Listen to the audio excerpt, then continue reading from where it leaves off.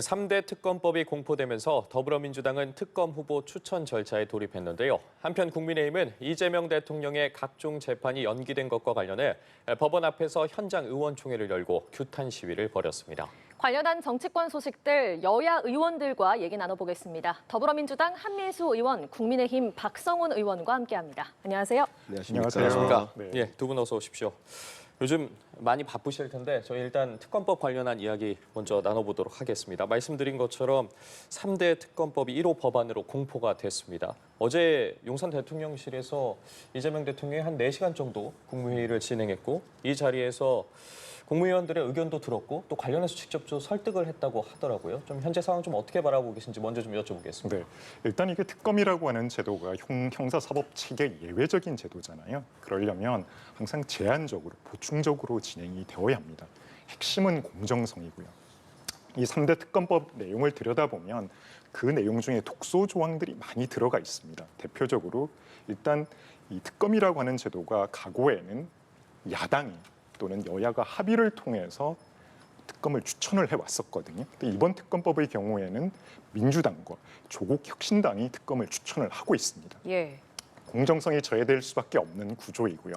더 지적하고 싶은 부분은 이번 특검의 수사 대상에는 사실상 범위가 없는 거죠. 왜냐하면 수사 과정에서 인지된 사건, 별건 사건도 수사할 수 있도록 그렇게 규정을 하고 있습니다. 이렇게 돼버리면 사실상 과거에 전 대통령 부부뿐만 아니라 구 여권 인사들, 심지어는 현 국민의힘 의원들까지도 먼지털이식 수사가 진행될 수 있다는 거죠. 결국 특검이라는 게 실체적 진실 규명을 위해서 최소한도로 신속하게 진행될 것이 아니라 오히려 야당을 압박하는 어떤 정치적인 용도로 악용될 수 있다는 그런 점을 먼저 지적을 해보고 싶습니다. 예, 독소 조항 등 공정성에 관한 부분 말씀해 주셨고요. 이번 특검 보면 3개 특검이 동시에 진행되지 않습니까? 기억에 이제 2개의 특검이 동시에 진행된 적은 있어도 3개 특검은 처음이긴 한데 야당에서 이제 이야기하는 부분이 이런 공정성과 관련된 부분과 함께 지금 예산이 너무 많이 든다, 예산 낭비 아니냐라는 입장도 내고 있는데 좀 어떻게 듣고 계세요? 공정성 부분은 역대 다른 정부들은 집권을 하면 검찰에 맡긴다거나 특별수사본부, 경찰이 됐든 그런데 맡기면은 아마 우리 정부도 그렇게 하면 편하지 않겠습니까? 그렇지 않습니까? 통제가 가능하잖아요. 검찰총장, 법무장관, 경찰청장. 그런데 정말 특검으로 하겠다는 것 자체가 저는 지금 야당에서 삼고 있는 공정성을 담보되는 게 특검이지요. 그리고 지금에 왜 민주당과 조국혁신당만 하냐고 하는데 이 야당 때 발의한 거 아닙니까? 그리고 지금 이 3개 특검 모두 윤석열 정권 때 벌어졌던 일입니다. 저는 우리 국민들께서 보시면서 늦어도 너무 늦었다고 생각하실 겁니다. 3개 특검마다 윤석열 정권에서 거부권이 수차례 이상 다 시행된 것들입니다. 윤석열 대통령이 거부하고 국민의힘이 여당일 때 똘똘 뭉쳐서 폐기시켰습니다. 내란 특검, 김건희 특검, 최혜병 특검. 국민들이 모두 원하는 특검 아닙니까? 진즉에 했었어야죠. 만약입니다만 김건희 특검이랄지 최혜병 특검을 윤석열 대통령이 받아들여서 국민들의 뜻을 받아서 제대로 시행해서 진실을 밝혔더라면 저는 유연적 불법 개헌까지 오지도 않았을 거예요. 결국 김건희 여사 범죄 혐의 의혹들을 숨기려다 명태균 게이트 터지고 도저히 안 되니까 결국은 12.3 개헌까지 일으킨 거 아닙니까? 이 진실을 밝히지 않고 어떻게 우리 대한민국이 나아갈 수가 있겠습니까? 좀 전에 앵커께서 예산을 말씀하셨는데 저는 우리 국민들께서 더 이상 이 정의가 지연된다면 안 된다고 볼 겁니다. 그리고 민주주의를 회복하고 대한민국이 정의를 바로 세우는데 이 들어가는 예산들 전 국민들께서 흔쾌히 수용해 주실 거라고 보고 이번에 매듭을 지어야 됩니다. 정말 내란 특검법 같은 경우는 혐의가 11가지 정도 있어요. 낱낱이 밝혀야 됩니다. 그래야 정말 대한민국에서 더 이상 이 대한민국의 공동체를 훼손시키고 정말 송두리째 망가뜨리려고 했던 거 아닙니까? 더 이상 그런 일을 못할 겁니다. 엄격하게 밝혀내고 거기에 따른 합당한 죄를 물어야 됩니다. 그래야 다시는 민주주의를 망가뜨리고 대한민국을 사적 이익을 위해서 훼손시키는 이런 세력들은 나타나지 않을 겁니다. 예, 민주당은 특검 후보 추천 작업을 빠르게 진행을 하고 있다고 하니까 아마 조만간 이 세 개 특검팀이 출범하지 않을까 하는데요. 네. 이 세 개 특검팀이 총 35개 항목을 대상으로 고강도 수사에 나섭니다. 네. 민주당은 어떤 부분이 가장 좀 이렇게 규명이 돼야 된다고 보십니까? 일단 특검 후보군은 저도 뭐 제가 직접 관여를 하지 않기 때문에 정말 예. 상당히 속도감 있게 진척이 되고 있는 것 같습니다. 특히 이제 법사위와 우리 원내 지도부에서 스크린하는데 후보군도 상당히 다양하게 들어오고 있다고 합니다. 그래서 저희들이 그 모아지는 대로 대통령께 또 추천드리고 해서 신속하게 저는 됐으면 좋겠습니다. 그리고 아마 이제 규모 이런 것 때문에 야당에서나 이렇게 문제를 제기하시는 것 같은데 신속하고 광범위하지만 빠르게 진행돼서 저희들은 연말까지는 이런 관련된 수사가 큰 수사가 매듭져졌으면 좋겠습니다. 그래서 빨리 그 수사에 맞춰서 하고 나머지 재판에 또 가면 되지 않겠습니까? 말씀하신 대로 내란 특검 같은 경우는 한 11가지 정도가 있습니다. 거기에는 외환 유치죄 정말 엄중하죠. 우리 국민들이 다 지금 보도를 접해서 듣지 않았습니까? 북한으로부터 도발을 유도하기 위해서 저는 우리 아파트 헬기입니까? 그 보도까지 나오지 않았습니까? 저는 깜짝 놀랐습니다. 그러면 그 조종사는 뭐가 됩니까? 북한이 감청할 수 있도록 저공 비행을 해라. 그래서 북으로부터 도발을 유도해라. 이거 사실이면요. 이거는 있을 수 없는 대한민국에 있을 수 없는 반역 행위를 한 겁니다. 밝혀져야죠. 거기다가 국무위원들 지금 전혀 밝혀지지 않은 거 있죠. 검찰 수사에서 내란은 어느 정도 가담했는지. 지금 벌써 전임 뭐 국무총리랄지 이런 분들 출국 금지까지 되지 않았습니까? 여기에 대한 진실이 밝혀져야 되고요. 그 노상원 전 사령관의 수첩과 거기에 대한 개입된 의혹들 이런 것들이 다 11가지 정도 됩니다. 특히 저는 기자 출신이기도 합니다마는 언론사에 대한 단전단수 부분은 대한민국의 기본적인 언론의 자유와 표현의 자유를 훼손시키는 중대한 사건입니다. 그 진실은 밝혀져야 됩니다. 예. 본인들 비판한다고 언론사를 전기를 끊고 물을 끊습니까? 또 말씀하신 대로 김건희 특검에서는 16가지 정도가 있지요. 도이치모터스 주가 조작 의혹, 명태균 공천계 의혹, 그리고 건진법사 의혹도 있고요. 끝으로 최혜병 특검 관련해서 8가지가 있습니다. 결국은 뭐 대통령, 윤석열 전 대통령이 어느 정도 개입됐는지 이런 부분들을 밝히지 않겠습니까? 예, 특히 밝혀져야 할 부분들 여러 가지 짚어주셨는데 말씀하신 것처럼 이제 국민의힘에서는 특검 후보 추천을 못하다 보니까 이런 부분이 좀 걱정이 되기도 할 텐데 어떤 사람이 특검팀을 이끌어야 된다고 보십니까? 그래요. 특검은 사실 공정성이 핵심이라고 제가 여러 차례 말씀을 드렸습니다. 실체적 진실을 발견을 하고요. 어느 한쪽에 편향되지 않은 인물이 선정이 되어야겠죠. 하지만 이미 앞에서 말씀하신 것처럼 이미 범여권이 단독으로 특검 후보를 추천을 해놓은 상황이지 않습니까? 거기다가 과거의 공수처가 수사권과 관련해서 재판, 특히 법원의 전속 관할권을 마음대로 영장 쇼핑에 활용한 전례가 있습니다. 이번 특검법 같은 경우도 김건희 특검, 내란 특검의 경우에는 전속 관할에 대한 규정이 없어요. 그렇게 되면 특검이 본인들이 원하는 재판부에 영장을 받아내기 위한 쇼핑을 할 수 있는 이런 많은 문제점들이 있죠. 결국 법적 절차적 정의를 찾아보더라도 우리 형사사법 체계의 범위 내에서 해결할 수 있는 게 있고 그 범위를 벗어나는 부분들이 있는데 지금 민주당과 여권의 경우에는 이런 구분 없이 사실상 지금 과거의 여권을 대상으로 현재 야권을 대상으로 해서 무분별한 공세 차원 또 심지어는 일종의 정치적 보복 차원에서 접근하고 있는 부분들을 많은 국민들이 우려를 하고 계시다고 보여지고요. 저희가 중요하게 생각하는 부분은 실체적 진실은 밝혀줘야 합니다. 하지만 이게 어떤 특정 정치적 목적을 위해서 이익을 위해서 악용되어서는 안 된다는 거죠. 6개월이라는 기간도 사상 최대고요. 과거의 메머드급 특검이라고 했던 최순실 특검과 비교해 보더라도 수사 인력이 2배 반이 넘습니다. 현재 최대 577명까지 수사 인력을 파견받아서 운용을 할 수 있는데 이 정도 규모는요. 우리나라에서 가장 큰 중앙지검 다음으로 인천지검보다 더 큰 숫자고요. 120명의 검사를 파견을 받는다. 서울중앙지검 검사의 2배, 거의 반 정도를 넘는 숫자입니다. 이렇게 과다한 인원 그리고 여기에 대해서 6개월이 넘는 기간 또 앞에서 말씀한 390억 정도의 비용.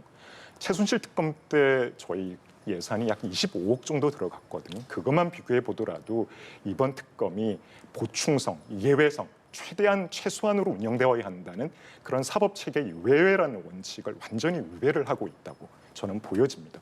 결국 실체적 진실을 밝히고 신속하게 우리가 정의를 구현해야 된다. 저희는 동의를 합니다. 다만 이런 목적이 아니라 야당을 탄압하기 위한 어느 정치적인 이익을 위해서 특검이 활용될 수 있다. 제가 하나의 사례를 더 말씀을 드리면요. 아마 이제 특검들이 가서 언론에다가 수사 내용을 브리핑을 할 겁니다. 예. 그렇게 되면 무분별한 오보 또 속보 경쟁을 통해서 확인되지 않은 내용들이 6개월간 언론을 도배하게 될 거거든요. 어떻게 보면 피의 사실 공표죄에 해당되는 내용이라고 하더라도 언론, 특히나 여권의 입맛에 맞는 그런 기사들이 언론을 도배하게 되는데 과연 여기서 정확한 실체적 진실을 찾아낼 수 있을까? 그래서 우리나라의 형사사법 체계를 흔들어가는 이런 특검은 최소한으로 그리고 예외적으로 보충적으로 운영이 되는 게 맞습니다. 거기에 대해서 우리가 원하는 정말 공정하고 객관적인 진실을 찾는 노력이 기울여져야죠. 현재의 특검은 결국 추천하는 그런 권력도 현 여권이 범여권에서 추천을 하고 있고요. 또 그 과정에 있어서 제어 장치가 전혀 마련되어 있지 않고 앞에서 말씀드린 것처럼 법원의 재판 관할에 관한 부분, 전속 관할에 관한 부분도 정리가 되어 있지 않기 때문에 어떻게 보면 그 결과 객관성과 공정성을 담보할 수 있을지 굉장히 의문이 있습니다. 네, 근데 말씀하신 짚어드릴 게 있습니다. 그 한때 대통령까지 오른 윤석열 전 검찰총장, 전 대통령과 한동훈 전 법무부 장관 그분들이 그 자리까지 오기까지의 특검에서 활약을 했지요. 그 당시에 또 관여된 그 사건에 관여된 교섭단체, 연루됐다는 교섭단체 집권당이 되겠지요. 지금은 국힘당이 불과 한두 달 전에 집권당이 아니었습니까? 그럴 때 배제되는 게 맞습니다. 당시에도 그래서 배제시켜놓고 다 된 겁니다. 드루킹 특검도 똑같습니다. 독소조항이 하나도 없어요. 당시에 윤석열 전 대통령 특검보로 수사할 때 수사단장입니까? 수사반장입니까? 그럴 때도 다 언론에 공표조항이 있었습니다. 지금의 국힘이 주장하는 거는 그때는 맞고 지금은 틀렸다 이런 식의 아주 호도하는 거죠. 국민들을 호도하는 거고 검사수 얘기하는데 그러면 윤석열 검찰 정권 때 지금 대통령 대신 이재명 대통령 야당 대표 때 100명이 넘는 검사들이 단 한 사람을 수사하겠다고 다 달려들었습니다. 그때 그런 지적했습니까? 집권당에서 단 한 번이라도 이건 잘못됐습니다. 한번 말리는 신용이라도 해봤어요? 그때는 박수 쳤지 않습니까? 지금 이 3개 특검에 대해서 어느 국민들이 이게 정치적 보복이라고 하겠습니까? 김건희 여사의 의혹을 안 밝히고 대한민국이 나아갈 수 있습니까? 최혜병 특검을 안 하고 어떻게 그게 국가 유지가 되겠습니까? 해병대원이 그 억울한 죽음을 당했는데 밝혀야죠. 내란 아까 말씀드린 대로 내란 특검으로 진실이 밝혀지지 않으면 대한민국은 앞으로 전진을 못합니다. 여기에 대해서는 이걸 어떻게 정치 보복이라고 할 수 있어요? 여기에 대해서 말 못합니다. 정확히 밝히고 최대한 저희들이 말씀드리지 않습니까? 투입해서 빨리 진상을 규명하고 대한민국이 나아가야 되지 않겠습니까? 그런 말씀 꼭 드립니다. 네, 반론 듣겠습니다. 네, 마지막으로 제가 한마디만 더 말씀을 드리면 예. 이 부분은 상식적인 국민 여러분께서 판단을 해주시면 좋을 것 같아요. 결국 지금의 범여권, 민주당과 조국 혁신당이 추천한 특검이 과연 공정성을 담보할 수 있을지 저는 이 부분에 대해서는 국민 여러분들께서 판단을 해주셨으면 좋겠습니다. 네. 그 얘기를 자꾸 하는데 한마디만 할게. 아니 내란을 누가 일으켰습니까? 윤석열 전 대통령이 일으켰고 국민의힘이 똘똘 뭉쳐서 비호하지 않았습니까? 사저까지 몰려가지고 스크럼 짜고 윤석열 지키겠다고 하지 않았습니까? 그 진실 밝혀져야지요. 김건희 여사가 윤석열 대통령의 배우자 아닙니까? 최혜병 사건이 언제 났습니까? 윤석열 집권 기간에 나지 않았습니까? 그런데 어떻게 국민의힘 보러 특검을 추천하라고 합니까? 그건 말이 안 되잖아요. 국민 여러분께 호소한다니까 제가 한번 호소드려 볼게요. 이 사건 3개 특검을 하는데 특검을 국민의힘 보러 추천받는다는 게 그게 맞습니까? 자, 과거에 예. 모든 특검은 여야 합의가 원칙이었고요. 아니면 야당에서 추천을 했었습니다. 근데 이번 같은 경우는 여당이 권력을 쥐고 있는 여당이 특검을 추천한다. 과거의 전례도 없었고요. 해외에도 저는 이런 사례를 본 적이 없습니다. 국민 여러분들께서 합리적으로 한번 판단해 알겠습니다. 주십시오. 특검과 관련해서 어쨌든 그 필요성에 대해서 말씀을 해주시고 못 알아들으면 어쩔 수 그와 없어요. 관련해서 예. 개인적인 두 분의 어쨌든 의견은 저희가 여기까지 듣도록 하겠고요. 계속해서 준비된 질문을 좀 드려보도록 하겠습니다. 네, 저희가 후보 추천에 대한 얘기는 이제 두 분의 의견은 충분히 아마 시청자분들도 이해를 하셨을 것 같습니다. 이게 국회 표결 방해 시도 그러니까 내란 특검에 이제 이런 내용도 포함이 됐고 또 김건희 특검에는 공천 개입 의혹이 포함됐기 때문에 이게 국민의힘 인사들에 대한 수사로까지 확대되는 게 아니냐 이런 것 때문에 또 국민의힘 일각에서는 정당 해산 시도까지 이어질 수 있다 이런 우려도 나오더라고요. 홍준표 시장도 그런 얘기를 했었고 당 분위기는 어떻습니까? 저희가 이 위원 정당 해산 일부분에 대해서는요, 정당의 목적이나 활동이 민주적 기본 질서에 위배될 경우에 아마 그 최후의 보루로서 적용되는 제도입니다. 결국 헌정 질서를 지탱하고 있는 정당 활동을 어디까지 보장할 수 있느냐가 문제인데요. 제가 다른컨대 비상계엄과 우리 국민의힘 의원들 사이에서 비상계엄에 찬성한 의원님은 한 분도 안 계셨습니다. 특히나 조직적으로 비상계엄을 지지하거나 공모하거나 이런 분은 없으셨거든요. 아마 민주당이 어떤 정치적 목적을 가지고 큰 그림을 그리고 접근을 하고 있을지는 모르겠지만 단호하게 말씀을 드릴 수 있습니다. 국민의힘이 민주적, 자유민주적 기본 질서에 위배되는 그런 활동을 한 적이 없습니다. 다만 앞에서 제기하신 그런 의혹에 대해서는 이제 특검 수사를 통해서 밝혀줘야겠죠. 하지만 위원 정당 해산 이야기를 꺼낸다. 이거야말로 앞으로 모든 정당들이 정권을 가지게 되면 과거의 야당을 통해서 또는 뭐 정권이 바뀔 때마다 보복의 칼날을 휘두르겠다는 이런 의도로 보여질 수밖에 없지 않겠습니까? 저희는 합리성의, 보편성의 기초하에서 한번 상식적으로 따져볼 필요가 있을 것 같아요. 위원 정당 해상 심판을 청구할 정도로 우리 국민의힘이 잘못이 있었는지, 물론 이제 과거에 이러이런 부분들에 대해서는 오해를 받거나 또는 반성하고 성찰하는 부분이 있습니다.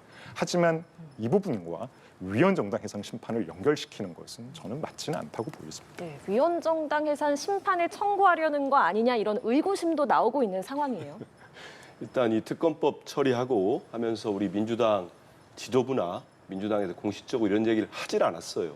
근데 지금 홍준표 전 대구시장이나 뭐 그런 분들은 그런다는 거 아닙니까? 지금 김용태 국민의힘 비대위원장이 탄핵 반대 당론을 무효화해야 된다. 이런 것들이 나중에라도 있을 이런 위원정당 심판을 대비해야 되는 측면에서 하고 있다. 지금 자기들끼리 그런 얘기 하고 있는 거예요. 저는 첫 느낌이 이 도둑이 재발 저린다고 뭔 큰 잘못을 하지 않았나 이런 생각이 듭니다.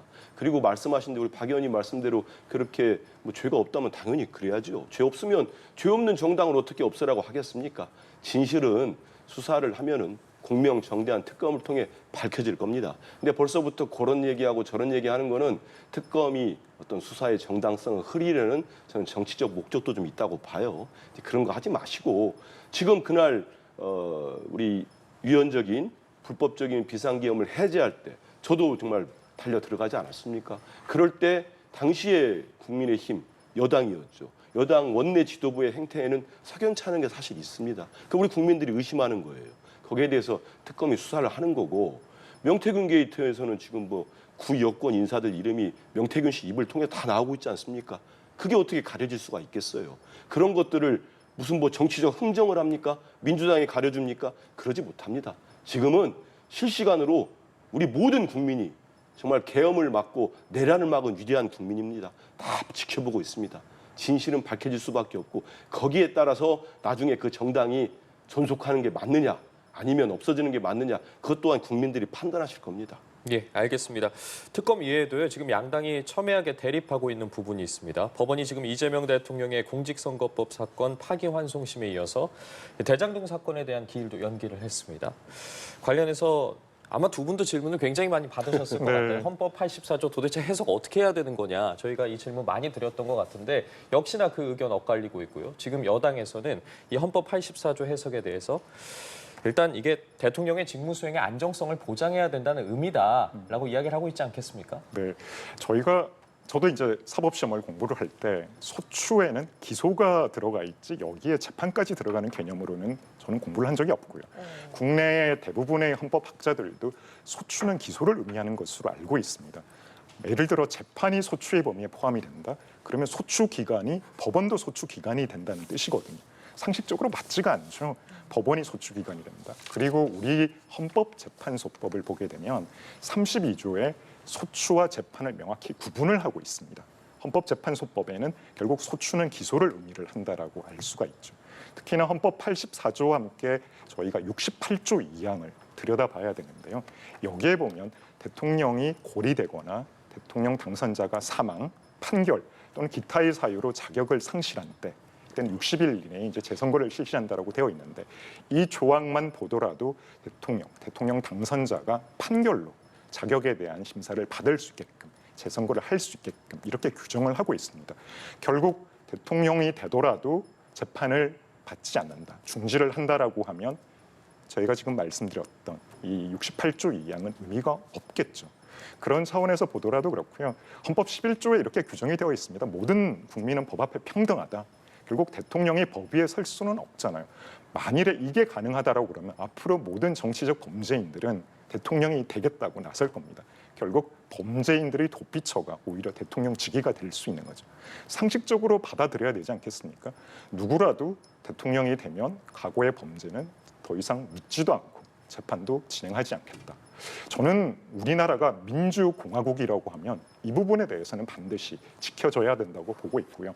특히 법원 같은 경우는 대법원 입장에서 볼 때 지금 하급심에서 이런 판결들을 내놓고 있잖아요. 자의적인 법 해석이 이루어지고 있죠. 그렇기 때문에 최종법원인, 최고법원인 대법원이 이런 하급식 판결에 대한 입장을 정리를 해서 대통령이 된다 하더라도 우리 헌법 규정 또는 헌법재판소법 총합적으로 고려해 볼 때 재판, 대통령이 당선되기 전에 진행되었던 재판은 대통령 당선 이후에도 계속된다라고 보는 게 맞고요. 마지막으로 국민들의 법 감정, 상식에 비춰보더라도 이미 64%의 국민이 비록 대통령이 당선된다 하더라도 재판은 계속 되어야 된다라고 답변을 했습니다. 심지어 민주당 지지자들 중에서도요, 42%, 거의 과반수에 육박하는 그 인원이 대통령 당선 여부와 상관없이 재판은 진행되어야 된다고 답변을 했습니다. 이거야말로 국민의 법 감정이고 상식이라고 저는 생각을 합니다. 말씀해 주신 것처럼 국민의힘에서는 지금 헌법 84조에 대해서 대법원의 판단을 받아야 한다. 그리고 앞서 저희가 뭐 영상을 통해서도 보여드렸는데 국민의힘 의원들은 오늘 오전에 지금 이제 서울고법 앞에서 의원총회 열면서 굉장히 반발했습니다. 재판 계속돼야 한다. 관련해서 법적 조치까지 좀 강구하도록 하겠다라고 하는데 입장 좀 어떻게 들으셨습니까? 말씀하신 대로 영상 보면서 참 여기 박 의원님도 계셔서 좀 미안하긴 합니다만 정말 저러고 다닐 때입니까 저 당이? 좀 한심하지 않아요? 대선을 그렇게 참패하고 지금 내란 세력으로 몰려 있고 하면은 뼈를 깎는 쇄신을 하고 국민들께 사죄를 하고 그럴 때 아닙니까? 대선 누가 보면 이긴 줄 알겠습니다. 가가지고 저는 경악스러운 표현을 쓰더만요. 법 앞에 평등? 나는 우리 국민들 중에는 법 앞에 평등을 말씀하시는 분들이 있어도 됩니다. 하지만 적어도 국힘당 지도부와 저희 계신 분들은 법 앞에 평등 얘기 좀 하지 마세요. 법 앞에 평등이었으면 저 정권이 윤석열 정권이 저 꼴이 났겠습니까? 그렇게 끝까지 김건희 여사 감싸고 윤석열 대통령 감싸고 법 앞에 예외했었잖아요. 특권의식 사로잡혀가지고. 윤석열 전 대통령 김건희 여사 수사도 못한다, 조사도 못한다 할 때 국힘당 의원들 중에 그거 안 됩니다 한 사람 한 명이라도 있었습니까? 그러다가 망한 거 아닙니까? 그런데 어디 가가지고 국민들이 모를 것 같습니까? 그걸 다 기억하는데 저 앞에 가가지고 법 앞에 평등을 얘기합니까? 그리고 왜 이번에 1,700만 명이 넘는 국민이 이재명 대통령을 선택했겠습니까? 만약에 윤석열 검찰 정권이 그 검찰이 수사하고 기소하고 압수수색 400번 넘게 하고 그렇게 해서 한 거를 많은 국민들이 인정했다면 그분을 대통령으로 뽑았겠습니까? 기소권과 수사권 남용한 거 다 알잖아요. 정적 제거하려고 했다는 거 다 알고 있지 않습니까? 만약에 진짜로 이재명 대통령의 죄가 있다면 벌써 드러났겠죠. 3년 동안 수사했는데 뭐가 드러났습니까? 그래서 지금 재판부에서 이제 당선이 됐고 대통령이 되셨으니까 멈추는 게 맞다고 헌법 84조를 얘기한 거 아닙니까? 전 당연하다고 봐요. 그 아까 말씀하시는데 이명박 정부 때 법제처장을 하신 이석연 전 법제처장이 명확하게 입장을 내놨어요. 여러 차례에 걸쳐서. 왜 기소를 합니까? 기소만 하고 끝내려고 기소합니까? 재판을 위해서 기소하는 거예요. 그렇지 않습니까? 다 포함된다. 이런 보수 인사들도 보수 쪽의 헌법학자들도 모두 헌법 84조에는 다 재판도 중지된다고 얘기를 합니다. 그래서 지금 이 법원들 고법을 비롯해가지고 내놓는 겁니다. 저는 그래서 한 가지 좀 아쉬운 게 이 조희대 대법원장이 이러고 있을 때가 아니거든요. 저는 좀 처신에도 문제가 있다고 봐요. 진즉에 대법원 차원에서 헌법 84조의 논란을 정확한 명확한 입장을 냈으면 지금 개별 법원들이 이런 입장을 내겠습니까? 그래서 저는 아무리 지금 국민의힘이 좀 처지가 공공해도 좀 쇄신도 하고 국민들 삶을 돌보는 불과 한 2달 전까지만 해도 여당 아니었습니까? 그런 정책도 내놓고 하셔야지 지금 법원 앞에 가가지고 저게 뭐 하는 겁니까? 저기 계신 분들 중에 지금 한 6년째 재판 안 받는 분 있어요? 누구라 이름 얘기 안 하겠습니다. 그 자기 재판 어떻게 할 겁니까? 부끄럽지도 않아요? 자기들 지금 22대 국회인데 20대 국회 때 걸린 사건이 있어요. 근데 지금까지 재판 안 받았어요. 저기 가서 저러고 있을 때입니까? 법의 평등이라는데 그냥 부끄럽습니다. 예, 일단 제가 한 말씀만 좀 더 붙이고 싶은데요. 예. 아마 저희 당의 활동을 부끄럽다고 말씀을 하시는데 제가 생각할 때 공직선거법 633 규정은 강행 규정이잖아요. 대법원에서 압도적으로 이재명 대통령에 대해서 유죄 취지의 파기환송을 했습니다. 정상적으로 재판이 진행되었다라고 하면 이재명 대통령은 대통령 출마를 할 수 없는 분이에요. 그런 부분에 대해서 저희가 바로 잡는 게 사법정의라고 생각을 한 겁니다. 다만 그 부분에 대해서 방금 한 의원님께서 뭐 틀어서 뭐가 나온 게 있냐라고 말씀하시는데 대법원에서 대법관들이 유죄 취지로 이미 판결을 했죠. 파기환송을 했고요. 아마 2심 법원이 제대로 된 판결을 내렸다라고 하면 오늘과 같은 그런 상황은 없었을 겁니다. 이 부분을 전혀 도외시하시고 지금 국민의힘이 나가서 우리가 가지고 있는 사법부의 독립, 사법부의 권위를 지켜달라고 말씀하시는 거를 공격하시는데 저는 단언코 받아들일 수가 없습니다. 예, 반론 기회 짧게 드리겠습니다. 그럴까요? 공직선거법 이재명 대통령에 된 거 있지요. 한번 살펴보십시오. 2심 때 무죄날 때 저도 현장에 있었습니다만은 조목조목 왜 무죄인지가 다 드러나 있습니다. 대법원에서 비상식적인 판단을 한 거는 우리 국민들이 다 알지 않습니까? 그렇기 때문에 그 이재명 대표가 이재명 대통령이 된 겁니다. 지금 이번 선거 과정도 있고 여러 후보들이 여러 거짓말들을 했어요. 만약에 윤석열 검찰이 그 잣대로 한다면 상당히 많은 사람들이 공경에 처할 겁니다. 저는 법은 만인 앞에 평등하게 적용돼야 됐듯이 이재명 대통령에게만 가혹하게 되는 건 절대 맞지가 않습니다. 그 얘기를 꼭 말씀드리고 싶고요. 무엇보다도 저는 우리 헌법 제1조 1항과 2항을 보시면 됩니다. 1조 1항은 우리 대한민국 민주공화국이고 1조 2항은 대한민국의 모든 주권은 국민에게 있고 모든 권력은 국민으로부터 나온다는 겁니다. 우리 이번 6.3 대선을 거치면서 우리 국민들은 이재명 후보를 이재명 대통령으로 선택을 한 겁니다. 그 말씀 드리고 싶습니다. 예, 자, 알겠습니다. 마지막으로 제가 하나만 더 덧붙이겠습니다. 방금 의원님 말씀은 대법원 판결을 부정하겠다는 뜻으로 받아들여지거든요. 투표요, 그러니까 표만 많이 얻으면 기존에 있던 죄까지도 없애겠다, 없앨 수 있다라고 그렇게 들릴 수도 있을 것 같습니다. 대법원 판결은 대법관들이 모여서 내놓은 하나의 결론입니다. 그 부분에 대해서 제가 없다는 식으로 말씀을 하시는 거 저는 굉장히 위험한 발상이고요. 우리나라의 사법 체계를 흔들 수 있는 그런 부분이라고 생각을 합니다. 국민 예. 여러분들께서 예. 판단해 주십시오. 짧게만 의견 듣고 이 부분 예, 이제 저희가 다룰 정리하도록 내용이 하겠습니다. 많습니다. 네. 예, 대법원에서는 돌려보낸 거지요. 그럼 고법에서 판단을 하면 되는 거 아니겠습니까? 저는 윤석열 검찰 정권과 국민의 힘이 지금에 왜 저렇게 됐는지 유리하게 자기들에게 편안하게 편리하게 법을 적용하려고 했고 검찰권을 남용했고 그래서 지금 3년 만에 정권도 뺏기고 윤석열 전 대통령은 국민들에 의해서 파면될 거 아닙니까? 그 현실을 이제는 현타라고 하지요. 현실을 좀 자각을 했으면 좋겠어요.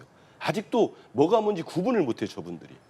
저 몰려가가지고 저를 뗍니까? 제가 아까 얘기했지 않습니까? 저 사이에는 6년째 재판 안 받는 사람들이 있어요. 예, 알겠습니다. 저희가 뭐 그 부분에 대해서는 더 이상 이제 이야기하지 않고 어쨌든 두 분의 의견을 충분히 들은 것 같습니다. 다음 네. 질문으로 좀 넘어가 보도록 하겠습니다. 네, 그 한민수 의원께 이 부분 좀 여쭤보고 예, 싶은데 말씀하십시오. 이렇게 법원이 잇따라서 이재명 대통령의 재판에 연기를 했잖아요. 사실상 중단을 했고 나머지 아마 3개 재판부도 영향을 받을 거라는 관측이 많이 나옵니다. 그런데 형사소송법 개정안은 그대로 처리를 하시는 건가요? 다른 재판부도 어떻게 판결을 해야 될지 한번 봐야 되겠죠. 제가 그래서 아까 좀 전에 말씀드린 대로 이럴 때 대법원장, 대법원에서 사실은 그런 규정을 정해주거나 원칙과 기준을 해주면 얼마나 혼란이 없겠습니까? 근데 그러지 않았다는 건 참 유감스럽다고 생각을 하고 있고요. 그리고 개별 재판부마다 하니까 뭐 또 다른 재판부는 어떤 판결을 할지 예단할 수가 없는 거죠. 저 개인적으로는 저는 헌법 84조만으로도 충분히 대통령의 재임 기간에는 불소추 특권이 있는 거 아니겠습니까? 그렇기 때문에 재판은 정지되는 게 맞다고 봅니다. 하지만 저는 민주당 국회의원의 일원으로서 이번에 형사소송법을 개정해서 좀 보완됐거나 아니면 논란이 있는 부분들은 정비를 할 필요가 있습니다. 이거는 이재명 대통령이 아니라 대한민국 대통령에 대한 겁니다. 재임 기간에는 재판이 중지된다는 거. 그래서 이번 기회에 뭐 조금이라도 논란이 있거나 지금 국힘당에서 제기하는 것처럼 저런 뭐 제기들이 있기 때문에 좀 완벽하게 하고 가는 게 좋지 않나 이런 생각을 합니다. 예, 일단 속도 조절에 나선 모습이긴 한데 이에 대한 국민의힘 입장도 들어볼게요. 네, 낯뜨거운 일이죠. 이거 사실은 뭐 속도 조절이 아니라 폐기해야 되는 그런 내용입니다. 입법권을 사유하는 대표적인 사례고 입법권의 남용이라고 말씀을 드릴 수 있을 것 같습니다. 대통령이 되면 기존에 있던 재판이 중지가 되고 그 법을 통해서 방탄을 하겠다. 저는 정상적인 민주국가에서 어느 나라가 어느 국가에서 이런 식의 법을 만들어내는지 저는 그런 사례를 본 적이 없습니다. 상식적인 국민 여러분들이 보실 때 이게 말이 될 것 같습니까? 만일에 본인이 과거에 주장했던 대로 검찰이 조작을 해서 그렇게 기소를 했다라고 하면 이제 권력을 쥐고 있는 입장에서 더 당당하게 떳떳하게 나가서 재판을 임하는 게 맞지 않나요? 제가 생각할 때는 이게 그동안 민주당과 이재명 대통령이 내걸었던 이제부터 진짜 대한민국의 모습인지 정말 여쭤보고 싶습니다. 우리 대통령이 이제 이렇게 떳떳하게 제가 없다는 것을 재판을 통해서 밝힐 수 있음에도 불구하고 민주당이 나서서 방탄 입법을 지금 추진을 하고 있잖아요. 아마 각국의 민주주의를 달성해 왔던 많은 국가들이 볼 때 이런 모습을 어떻게 이해를 할까요? 대통령 1인을 위해서 특정인을 위해서 위인설법을 만드는 것 그리고 처분적 법률의 위헌성 논란을 제가 굳이 거론하지 않고서라도 특정인을 위한 법, 무죄를 만들어내기 위한 법 과연 이런 게 민주주의 국가에서 가능이나 할까요? 저는 이 부분 역시 국민 여러분들께서 판단을 해주셔야 된다고 생각을 합니다.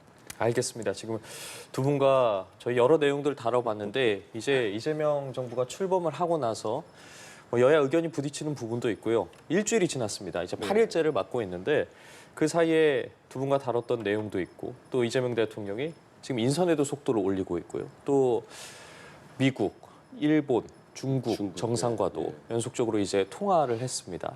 일주일 지났거든요. 어떤 부분이 가장 기억에 남으십니까? 제가 만나는 예. 보수 성향의 분들도 좀 안심이 된다고 합니다. 그건 뭐 취재해보면 다 아실 겁니다. 8일째 너무 안정돼 있지 않습니까? 그 인수위도 없이 시작되는 정부고 대통령이었습니다. 제가 캠페인 기간에도 우리 유권자들께 정말로 위기에 강하고 준비된 대통령감이다. 그 말씀을 드렸는데 제 말이 약속을 지킨 것 같아서 저 개인적으로도 아주 기쁩니다. 당장 지표를 보십시오. 오늘 주식시장을 한번 보세요. 왜 그렇게 올라가겠습니까? 22년 1월 이후로 2,900선을 코스피가 뚫은 거는 3년 5개월 만이라고 합니다. 만약에 우리 국민들이나 시장에서 외국인들 그렇게 보지 않고 불안하게 보고 지금 국힘당 주장하는 것처럼 나라가 엉망이고 진짜 대한민국이 아니면 주시장이 이렇게 올라가겠습니까? 그래서 국민들과 동떨어진 얘기를 하니까 미안하지만 대선에서 참패한 겁니다. 민주주의를 얘기할 자격 있습니까? 윤석열 본인들이 배출한 윤석열 대통령 때문에 우리 민주주의가 완벽한 민주주의가 결함 있는 민주주의로 폭락을 해버렸어요. 그런데 지금 민주주의 얘기할 자격 있습니까? 인선 보십시오. 지금까지 인선 중에 야당에서 가만히 있을 야당이 아닌데 뭔 얘기하고 있습니까? 대통령 실장, 비서실장, 대통령 비서실장부터 정무수석까지 본인도 좋아하지 않습니까? 이렇게 국정이 안정될 때는 설사 조금 그러더라도 좀 협력하는 모습을 좀 보여주세요. 시시콜콜 이렇게 이거 잘못했다. 지금 법원에 몰려달 때가 아니지 않습니까? 그런 말씀 꼭 드리고 싶고 말씀하신 대로 헌법 84조는 저는 그 자체로도 안정돼 있지만 아니 그럼 대통령이 지금 8일째 저렇게 국정 운영하면서 윤석열 정권 때 장관들, 차관들 데리고 김밥 한 줄 먹으면서 3시간 반씩 토론하지 않습니까? 국무회의 하면서. 그냥 그분들도 속으로 그럴 거예요. 아, 대통령은 저런 분이구나. 진짜 대통령은 저런 사람이구나. 그러지 않겠습니까? 예전에 대통령은 잘 출근도 안 했다면서요. 진짜 대통령. 저분은 퇴근을 안 하려고 하시잖아요. 대한민국이 급속도로 안정이 돼 가고 있고 이럴 때는 여야 모두가 힘을 합쳐서 좀 힘을 실어주세요. 왜냐하면 본인들이 망친 거 아닙니까? 3년 동안. 빨리 회복될 수 있도록 저는 8일 동안에 우리 이재명 대통령께서 여러 부분에 있어가지고 지금 안정적 모습을 보여주고 있다고 봅니다.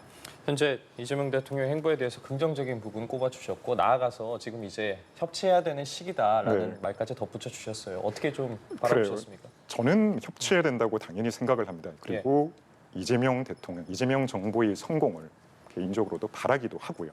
다만 그러려면 지금 내놓는 이런 3대 특검 또는 본인의 재판 중지와 같은 이런 방탄이 우선이 되는 게 아니라 통합, 국민 통합을 위한 목소리 또는 우리의 경제 펀더멘털을 바꾸기 위한 이런 노력이 우선시 되어야 된다고 생각을 합니다. 불과 일주일 사이에 우리 경제의 펀더멘털이 바뀌어서 지금 주가 지수가 올라간 걸로 그렇게 오해를 하시는 것 같은데 그건 아니고요. 새로운 대통령 취임과 동시에 아마 상승 랠리라는 것이 있습니다. 그 부분을 말씀을 하시는 것 같고 저는 대통령의 철학이나 방향성을 볼 수 있는 대표적인 지표가 인선이라고 생각을 합니다.